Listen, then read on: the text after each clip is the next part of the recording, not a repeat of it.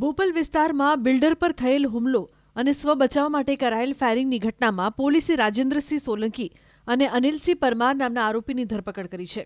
બંને આરોપીઓએ અદાવતમાં બિલ્ડર ઉપેન્દ્રસિંહ ચાવડા પર હુમલો કર્યો હતો અને બિલ્ડરની ગાડીના કાચ ફોડ્યા હતા. બનાવ અંગેની મળતી વધુ જાણકારી પ્રમાણે અમદાવાદના બિલ્ડર ધંધુકાના પચ્છમ ગામમાં આવેલા દાદા બાપુ ધામમાં કેટલાક વર્ષથી દર્શને જતા હતા.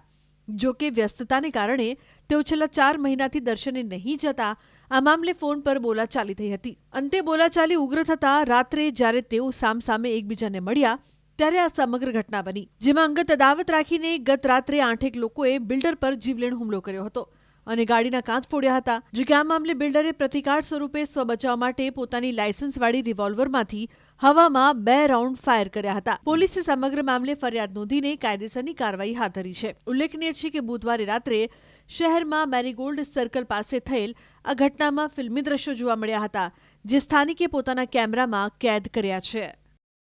આ જે બનાવ બનેલો છે તેના ફરિયાદી ઉપેન્દ્રસિંહ અને એમના જીજાજી બંને પોતાની ઇનોવા કાર લઈને પસાર થઈ રહ્યા હતા. તે દરમિયાન તેમનો રાતે 9 વાગ્યાના અરસામાં આ જે બનાવ બનેલો છે તેના આરોપી એટલે રાજેન્દ્રસિંહ અને અનિલસિંહ સાથે ફોન પર બોલાચાલી થયેલી અને જેનું મનદુખ રાખીને રાજેન્દ્રસિંહ, અનિલસિંહ અને અન્ય 8 જેટલા માણસો મેરીગોલ્ડ સર્કલ પાસે રાહ જોઈને ઊભા હતા. અને જ્યારે આ ઉપેન્દ્રસિંહ ત્યાંથી તેમની ઇનોવા કાર લઈને નીકળ્યા ત્યારે આ વ્યક્તિઓએ ટોળું વળીને લાકડી, ધોકા અને પથ્થર વડે તે કાર પર હુમલો કરેલો, જેમાં આ હુમલા દરમિયાન ઉપેન્દ્રસિંહે પોતાના સ્વ બચાવમાં પોતાની લાયસન્સવાળા વેપનથી 2 રાઉન્ડ ફાયર કરેલ છે. આ સમગ્ર ઘટના આશરે 2 થી 2:30 વાગ્યાના અરસાની છે. એટલે પોલીસને જાણ થતાં તાત્કાલિક જ ઘટના સ્થળે પહોંચે ઇનોવા કાર જે છે એને રિકવર કરવામાં આવેલી છે, જેમાં ખૂબ જ ડેમેજ થયેલું છે. આ સાથે ઉપેન્દ્રસિંહ જે ફરિયાદી છે તેની ફરિયાદ 323-504-506-2 રાયોટિંગ અને જે હાલમાં જાહેરનામું ચાલી રહ્યું છે તે જાહેરનામા ભંગ મુજબ તેમની ફરિયાદ દાખલ કરવામાં આવેલી છે. અને તેના જે 2 આરોપી છે રાજેન્દ્રસિંહ અને અનિલસિંહ તેમની અટકાયત કરીને આગળની તપાસ ચાલુ છે.